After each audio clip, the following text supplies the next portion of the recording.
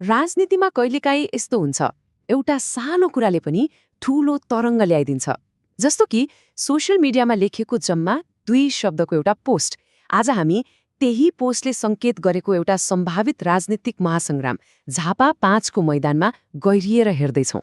आजको हाम्रो यो विश्लेषणमा हामी यो सम्भावित राजनीतिक भूकम्पको हरेक पाटोलाई किलाउनेछौँ।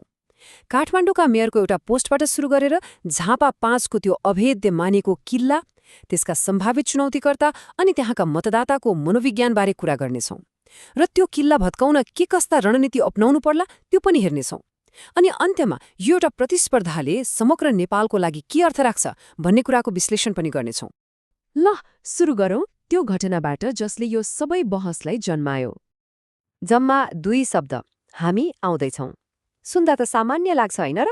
तर जब यो कुरा काठमाडौँका निकै लोकप्रिय मेयर बालेन शाहको सोशल मिडियाबाट आउँछ, त्यो पनि ठ्याक्कै पृथ्वी जयन्तीको दिन हो, त्यसपछि यसको अर्थ नै अर्कै लाग्न थाल्छ। के यो देशका एकजना शीर्ष नेतालाई दिएको सिधै चुनौतीको सङ्केत थियो त? बस यही प्रश्नले राष्ट्रिय राजनीतिमा एउटा तरङ्ग नै पैदा गरिदियो। तर यो त लडाईँको एउटा पक्ष मात्रै भयो। अब अर्को पक्ष बुझ्न हामीले झापा 5 को त्यो राजनीतिक किल्ला र त्यसका किल्लापति केपी शर्मा ओलीलाई चिन्नु जरुरी छ। यो अङ्कले नै धेरै कुरा बताउँछ। 7 पटकको जित, यो कुनै सामान्य रेकर्ड होइन नि। सन् 2008 को माओवादी लहरमा 1 पटक बाहेक उहाँले त्यहाँ कहिले हार्नु भएको छैन।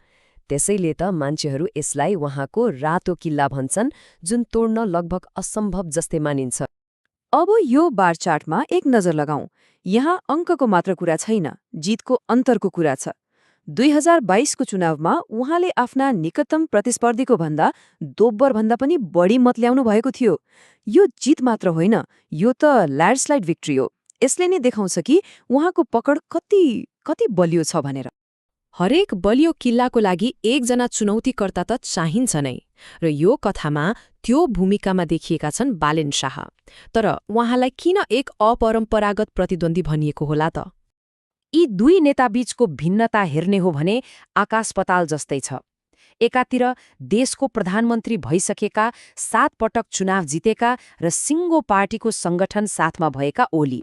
अर्कोतिर राजधानीका मेयर, संसदीय अनुभव शून्य तर सामाजिक सञ्जाल र युवामाझ असाध्यै लोकप्रिय शाह, जसको झापासँग कुनै प्रत्यक्ष राजनीतिक साइनो देखिँदैन।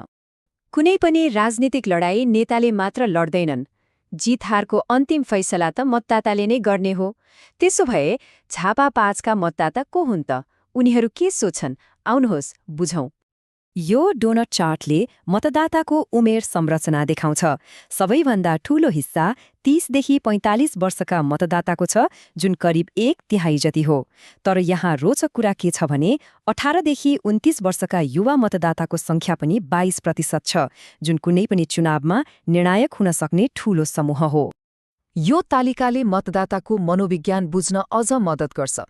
युवा मतदाता जो परिवर्तन चाहन्छन् र संस्थापन विरोधी विचार राख्छन्, उनीहरूको झुकाव कतातिर होला?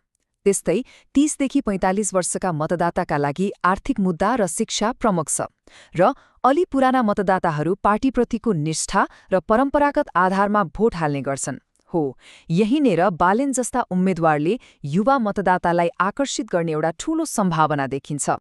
ल, अब सबैभन्दा महत्त्वपूर्ण प्रश्नमा जाउँ। यस्तो बलियो किल्लालाई कसरी भत्काउन सकेला? के यो साँच्चै सम्भव छ त? हो, प्रश्न ठ्याक्कै यही हो। गणित र इतिहास हेर्दा त असम्भव जस्तै देखिन्छ, तर राजनीतिमा असम्भव भन्ने कुरा केही हुँदैन होइन र? त्यसो भए त्यो अप्रत्याशित नतिजा आउनका लागि के हुनुपर्छ होला त?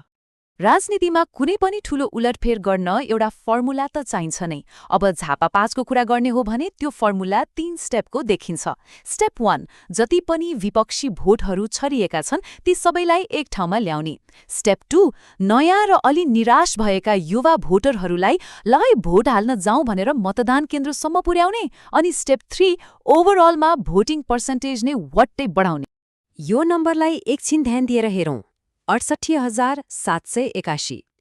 यो केपी ओलीको विरुद्धमा गएको चुनावमा प्रमुख विपक्षी दलहरूले समानुपातिक तर्फ पाएको कुल मत हो।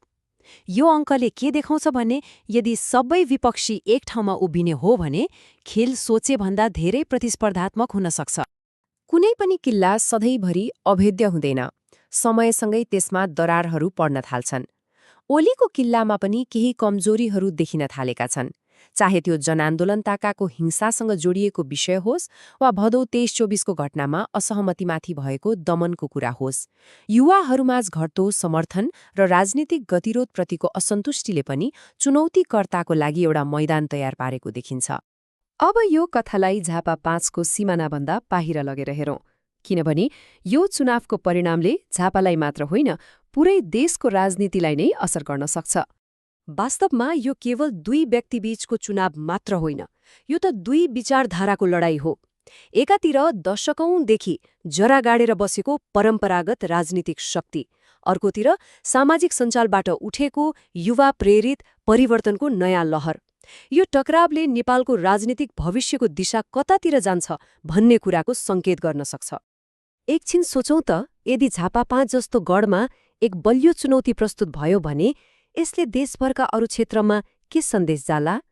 यसले अन्य सुधार चाहने स्वतन्त्र उम्मेद्वारहरूलाई स्थापित नेताहरूलाई चुनौती दिन कति ठूलो प्रेरणा देला?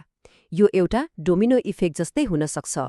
त्यसैले प्रश्न यो होइन कि बालेन शाहले चुनाव लड्छन् वा लड्दैनन्। खास प्रश्न त यो हो कि के झापा 5को यो सम्भावित प्रतिस्पर्धा नेपालको राजनीतिक भविष्यको लागि एउटा टिपिङ पोइन्ट अर्थात् एक निर्णायक मोड बन्न सक्ला? यसको जवाफ त भविष्यले नै देला, तर बहस भने आजैबाट सुरु भइसकेको छ।